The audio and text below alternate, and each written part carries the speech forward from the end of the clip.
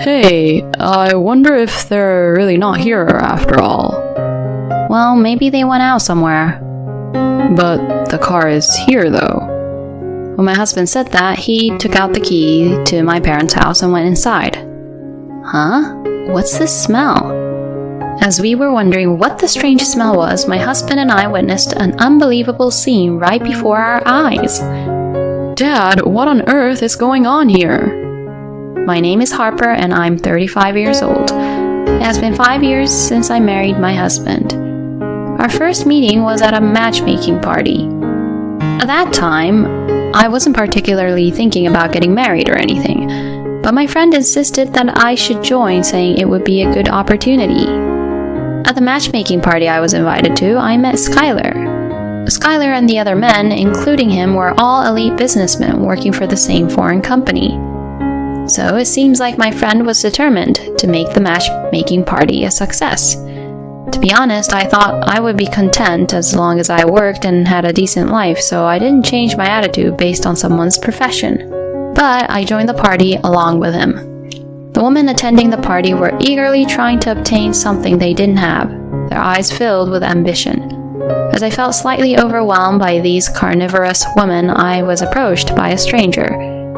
It seems like you're not enjoying yourself much. Huh? No, that's not true. The food and drinks are delicious. You're at a party and you're going to tell me what you think of the pub? Harper, you're funny. Oh, really? How about we go out for a meal together sometime? At that moment, I didn't show much enthusiasm, but it seemed like I stood out to him and piqued his interest. We only exchanged contact information for now, and I didn't have any particular expectations, because I really thought it was just a formality. However, he quickly contacted me and invited me to dinner. I didn't expect him to approach me so much.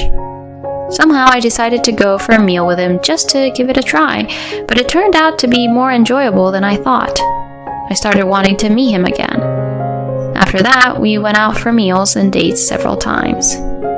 And we gradually became closer. And that's how our relationship started. I never expected that the matchmaking party I attended just as a formality would lead to us dating, so I was surprised. He and I continued to have a good relationship. But then it happened. Huh? Long-term stay in France? How long is that? Around 5 to 10 years. Huh? That long? Yeah, so Harper, would you marry me and come with me? Huh? It was a sudden proposal from him. I was taken aback by how sudden it was, but at that time I was already head over heels for him, so I decided to go with him. Yes, please take care of me. Really? Yes. He was overjoyed when I accepted his proposal. He was going to be assigned as a representative to the France in 6 months. Before that, we decided to have a wedding ceremony. We immediately introduced each other to our parents and had a family meeting. My parents were surprised that I would suddenly go abroad for several years, but they respected my decision. At the wedding, we received blessings from many friends and colleagues. I'm glad I was able to invite everyone in America and have a proper ceremony. After that, my husband and I thoroughly enjoyed our time in America. We visited Boston, Hawaii, and Alaska. We also made trips in country about once a month. In the blink of an eye, the time arrived for us to leave America. Harper, take care, okay? Yeah, please take care too, both of you. If you have time, come visit us. I'll make sure to recommend some great spots to visit. Going on a trip to France sounds nice. Your father and I will have to study French too. My parents and I said our goodbyes, and my husband and I flew out of America. Skylar, your family didn't come to the airport? My dad is really busy with work, and my mom and sister had dinner together at home yesterday. We said our goodbyes, so it's fine. I see. Well, I guess it's expected when it's their own son. And Skylar works for a foreign company, so maybe he doesn't take it as seriously, even with overseas business trips and all. Anyway, my husband and I arrived in France and started our life there. We lived in Lyon, a city known for its thriving tech industry. You often see businessmen in suits talking about business on their phones with wireless earphones, gesturing and walking by. I entered a cafe and leisurely enjoyed a cup of coffee. I couldn't help but think that prices in France are high. I bought groceries at a huge supermarket and went home to cook, waiting for my husband to return. At first, I felt a bit bored because my husband was the only person I could talk to. During that time, my husband suggested that I try attending a language school. I thought it sounded fun, so I immediately looked up schools. I applied to a promising language school. There were many Americans and people from other countries who came to study abroad. I was able to enjoy cultural exchanges. I became friends with an American girl and we went sightseeing together after school. The classes were very helpful, and I even had house parties with Italians, French people, and others. I had a truly fulfilling time. After graduating from the language school, I gained a decent level of French proficiency. I decided to apply for a part-time job at a cafe near my house. The French owner there was very kind and hired me. They taught me how to make coffee and create latte art with great care. As it was a city with many businessmen bustling around, customers kept coming in non-stop. Through making lots of coffee and interacting with regular customers, my skills as a barista improved. And most importantly, my French skills skyrocketed. You seem really lively today. I think I really enjoy it because my husband told me so. I was very anxious about living in a foreign country before coming here, but it turned out to be fulfilling and enjoyable.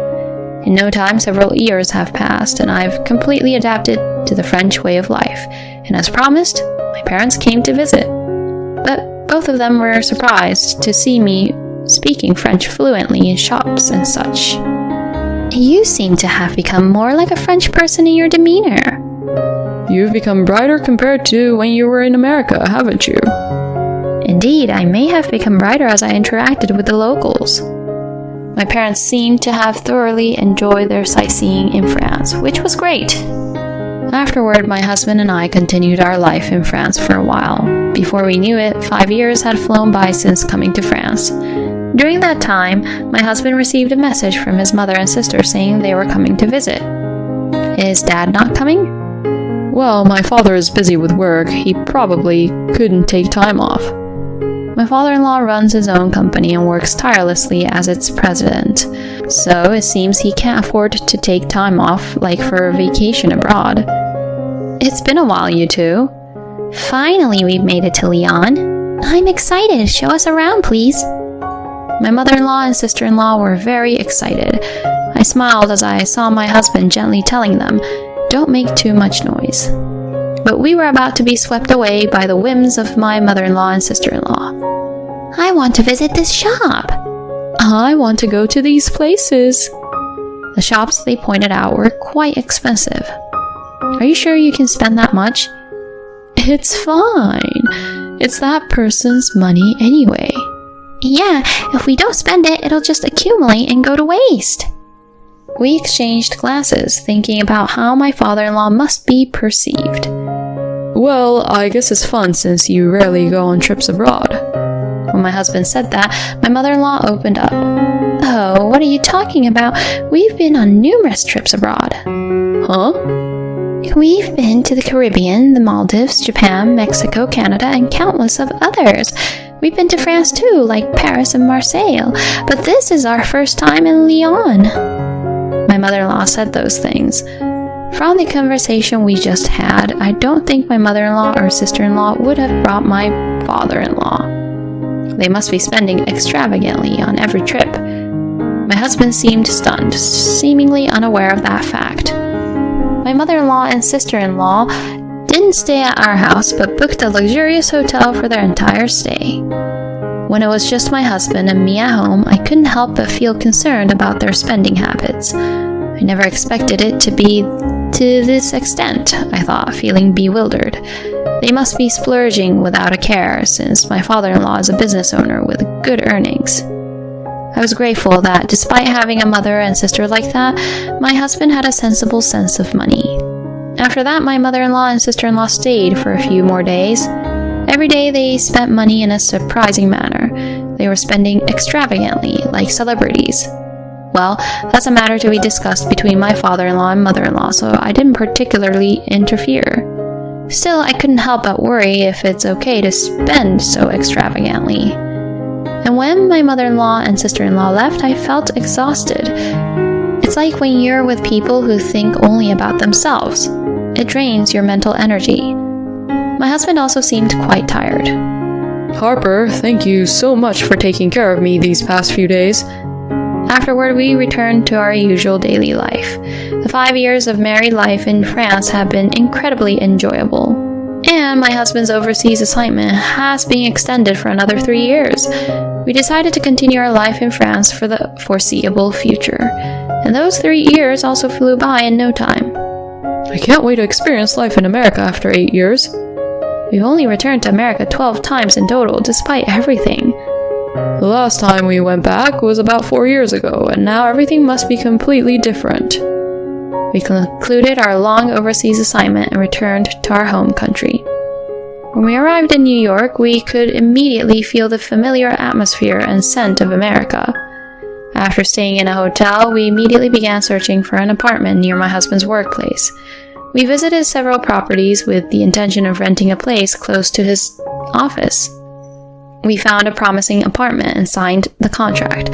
Then we went to visit each other's families to share the news of our return.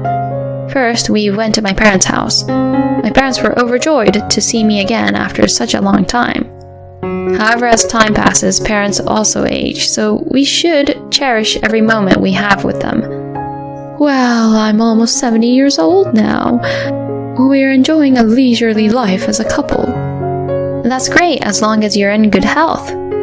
We shared stories and had a great time talking about our experiences in France. We ordered delicious pizza delivery and enjoyed a drink, creating a fun time together. As it was already late, we decided to stay overnight at my parents' house. A few days later, my husband and I visited my in-laws' house. But when my husband tried calling them, there was no answer. At least we wanted to give them a brief greeting, so we decided to visit their house.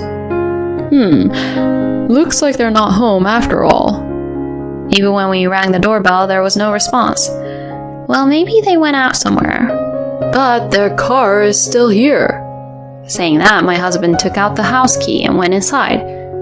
Is it okay to enter without permission? They might just not be aware. And besides, I'm part of this family, so it's fine. Reluctantly, I followed my husband into the house.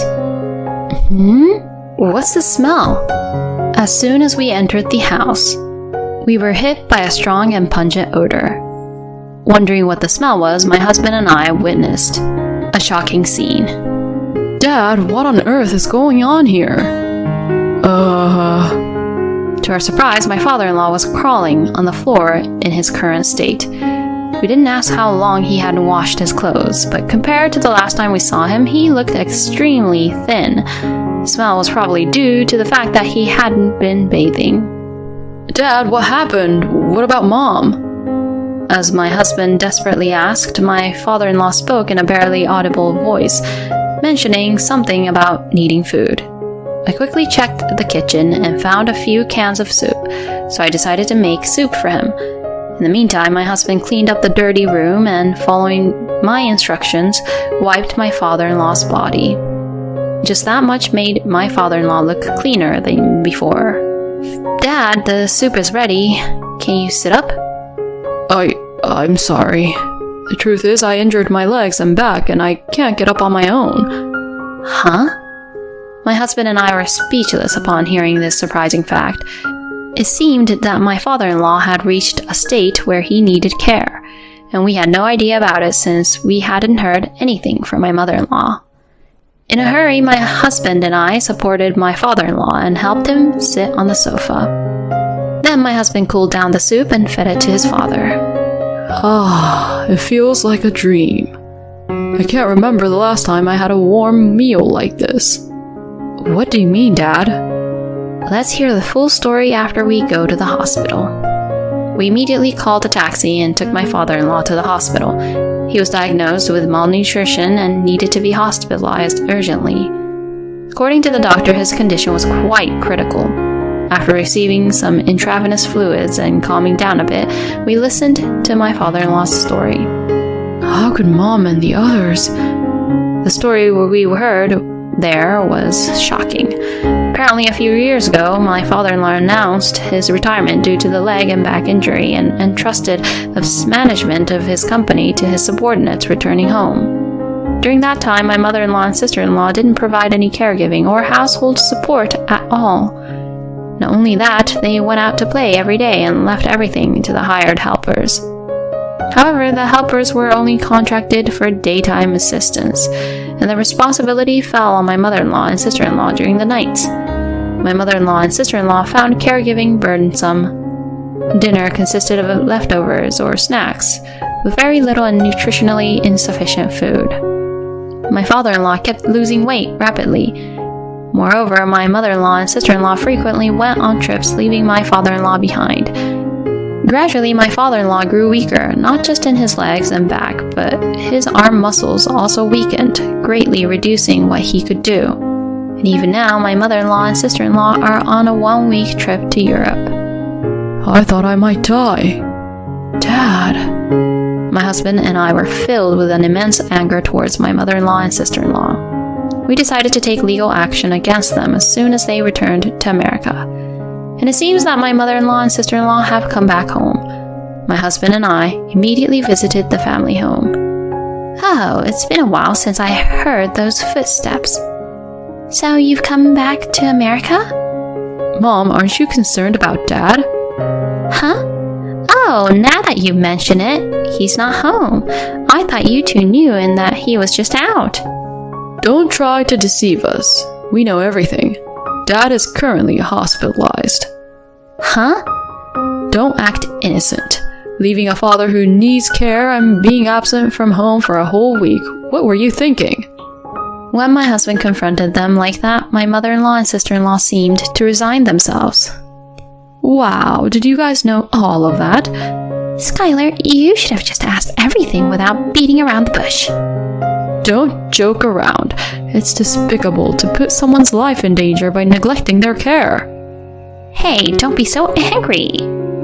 We've been in trouble with that man for a long time now.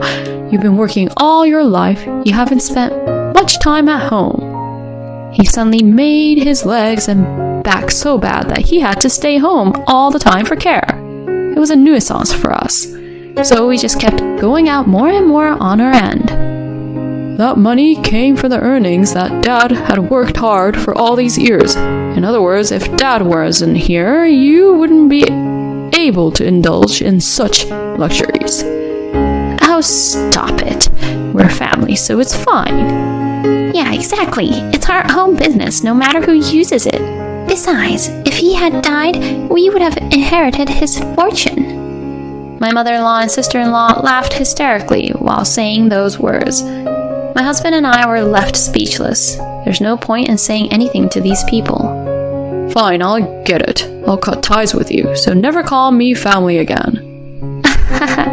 Well, whatever is fine. Yeah, that's right. You've been overseas all this time, so you had no involvement. Well then, we'll be leaving now. Enjoy your peaceful days without us. My mother-in-law and sister-in-law were wide-eyed at my husband's final statement. I deliberately refrained from getting angry with them after that. A few days later, my mother-in-law made a frantic phone call to my husband. Hello, I thought we cut ties with each other. Wait, why do we have to be arrested? Oh, so the police have finally arrived. I reported it.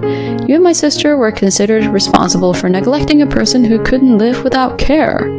What? In other words, it's a crime for abandoning someone in a state where they require care. I think you won't escape imprisonment because the circumstances are quite severe.